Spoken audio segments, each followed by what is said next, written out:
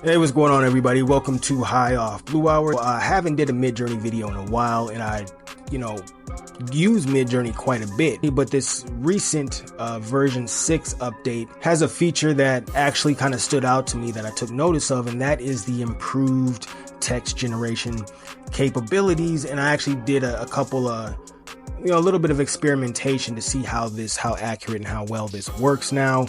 And with this new way of doing text in Midjourney, what you want to do is your text that you want to appear in your image within your prompt, you would make sure that text or that phrase is in quotation. So I just try to test things out initially here with this Roman Reigns image. Roman Reigns wearing a black t-shirt that says "One's Up" in bold red lettering. Very simple prompting. And also too, with the new version 6 update, how you do prompting has supposedly changed drastically and all of that, but I haven't looked deeply into that. But anyways, very short, simple prompts in this video here. The images that I got, the 4 initial images, the one that stood out to me was this one in quadrant 1, and so I upscaled that one, and we have it here. It stood out to me because the wording is obviously accurate, the spelling, and it looks very natural in terms of how it's on the shirt. Looks like a very realistic image. So far we were off to a good start. This left a good impression on me in terms of how this new text generation is going to work with Midjourney. And then so I tried some more. I wanted to do an idea here with Batman looking out over a dark, moody, cyberpunk cityscape at night. A tall building in the distance says "Smile" in bright glowing green neon letters. Smile, of course, is in quotations. And again, out of these first 4 images, most of them, actually 3 of the 4 of them, have the word accurately spelled, and they all have the positioning and the description accurate in terms of the lettering being in the background, in the distance, and being bright glowing neon letters. They all pulled that off, and 3 of the 4 of the images have the spelling correct as well. So again, very impressed with the accuracy without having to do too much. The accuracy of producing a correct spelling and positioning of the words.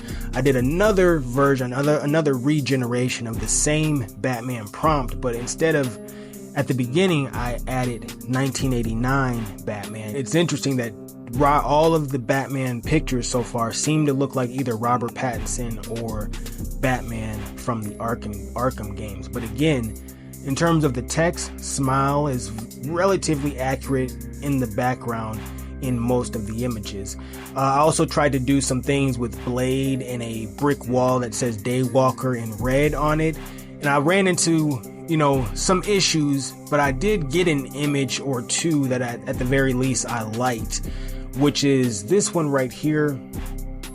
And this is, you can see in the background, you have this kind of neon sign that almost says Daywalker. It's kind of missing the shape of the R at the end here, but I just overall like the visual of this image, just the textures. You see the large raindrops kind of in the foreground here, and then the neon red of Daywalker in the background, the texture on the brick wall.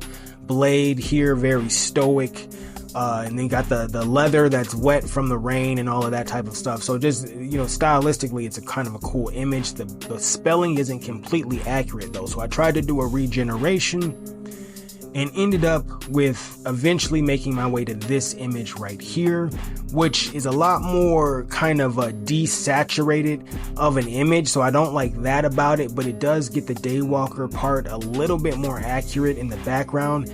Kind of missing the L, but you gained the R. So at a glance, it does look like Daywalker on the wall in the background.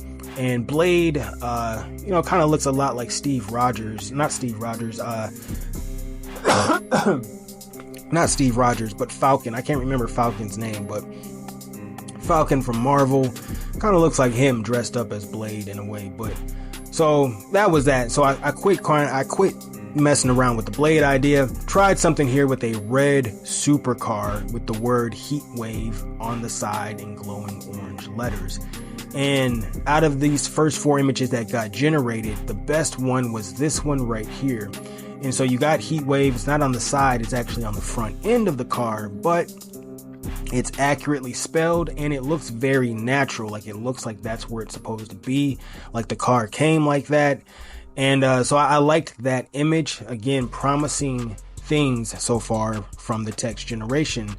And then so I did another regeneration of that same prompt, and we've got 2 images out of these 4 that I think are workable. So this first one actually just says wave on the side instead of heat wave, but looks very natural and just it looks good. Wave is in bold letters, clearly legible, accurately spelled, and accurately positioned as well. So if for some reason you just wanted wave on the side of your car, this, looks good, right? And then so the next one was, this is the totally accurate one now, where it says heat wave, clearly legible, correctly spelled, and perfectly positioned according to what the prompt said in terms of heat wave on the side in glowing orange letters. We get that all right here in this image. So far, again, text generation has been greatly improved with this version update. Last prompt and prompt variation we're going to look at, and this is where I had a little bit more difficulty.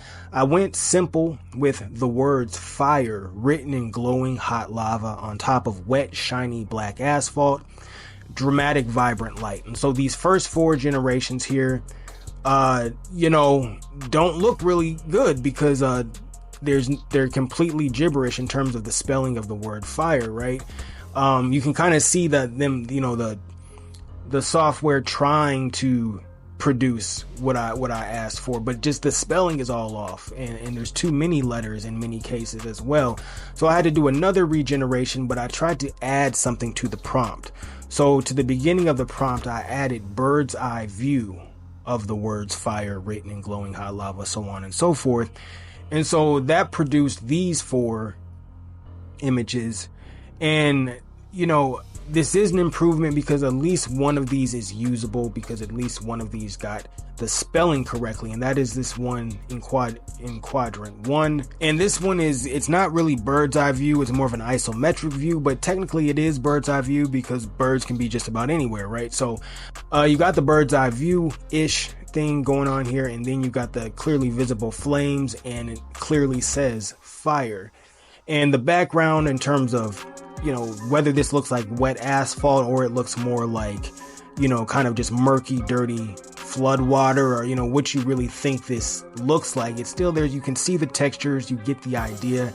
Out of all the ones that I generated initially, this is the one that at least meets the prompt the most, because you have the flames spelling out the word fire accurately. So that's kind of where I stopped kind of experimenting, but of course I'm going to play around with the text generation more in the future. But so I think they've done a good job so far. I think it's a big deal compared to some of the other updates, just because that was all for the longest time. That was a big thing with Midjourney. It's like, it'd be really great if we could accurately incorporate text in words and things into our image generations. That way we could do all sorts of things. People could do, fake fantasy mock-ups and just all types of creative things you could do with text once that was possible.